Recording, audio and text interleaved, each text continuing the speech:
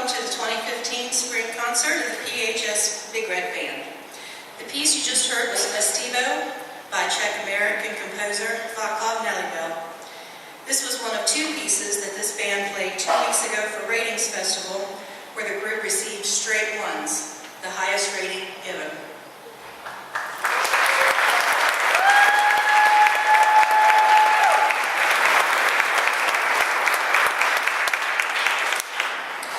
Next, they will play music from the 1995 American historical docudrama Apollo 13, portraying the plight of 1970 astronauts Jim Lovell, Jack Swigert, and Fred Hayes aboard the aborted Apollo 13 lunar mission. Set to be America's third moon landing, an onboard explosion deprived their spaceship of most of its oxygen supply and electrical power, forcing NASA's flight controllers to abort the moon landing and turning the mission into a struggle to get the 3 men home safely. Enjoy, arranged by John Moss, music from Apollo 13.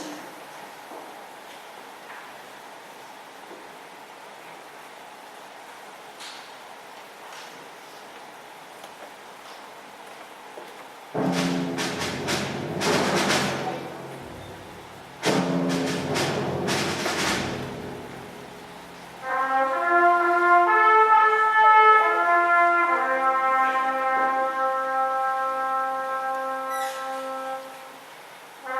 you.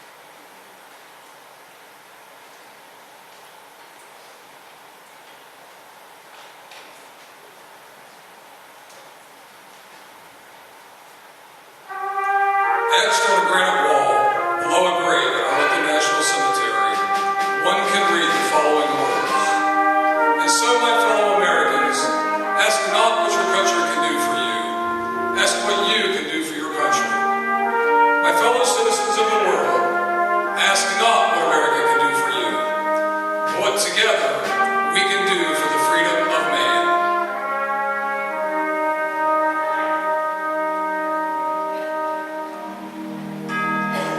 John Fitzgerald Kennedy was born in Brookline, Massachusetts on May 29, 1917. Jack, as he was often called, was the second child of Joseph and Rose Kennedy, and together as parents they raised 9 children.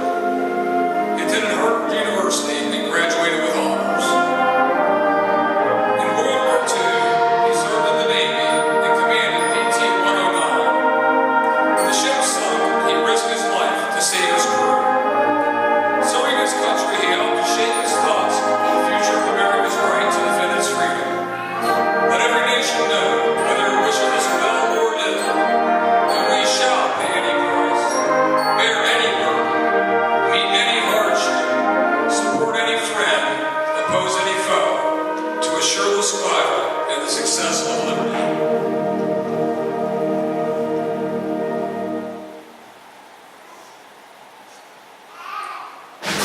Let the world go forth, this time and place, to friend and foe alike, that the torch has been passed to a new generation of Americans.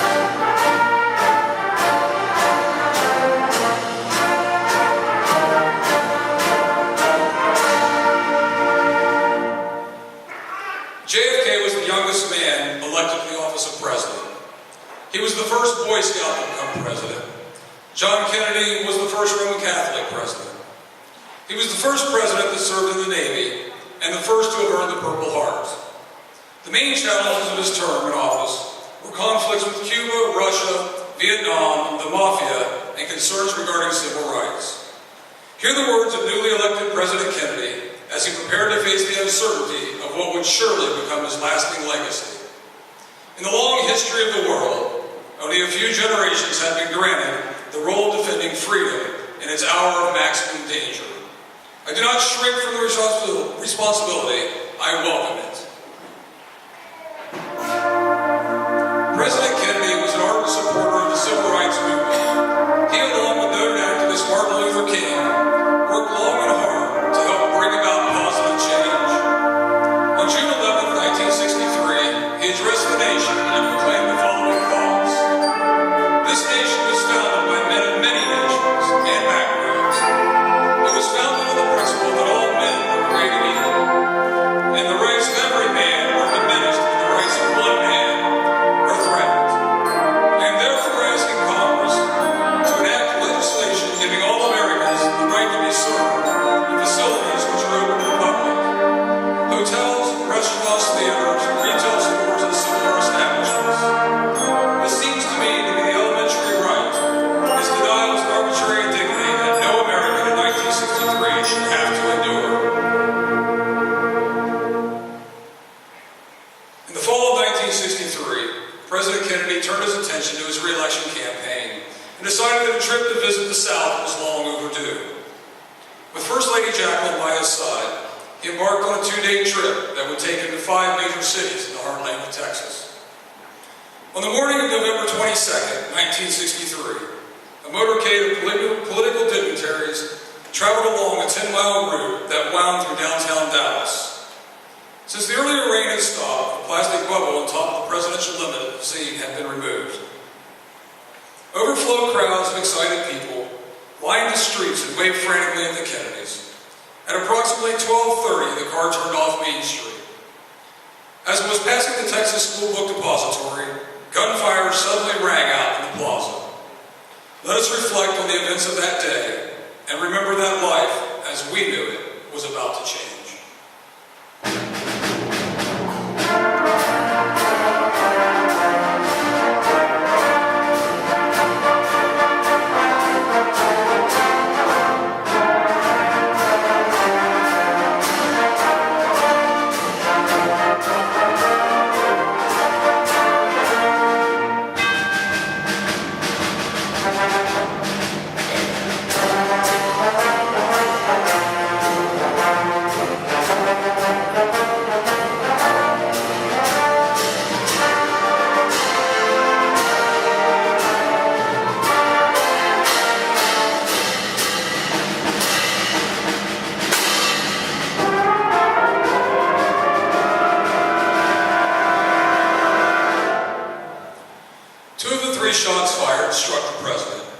began to slump over toward Mrs. Kennedy.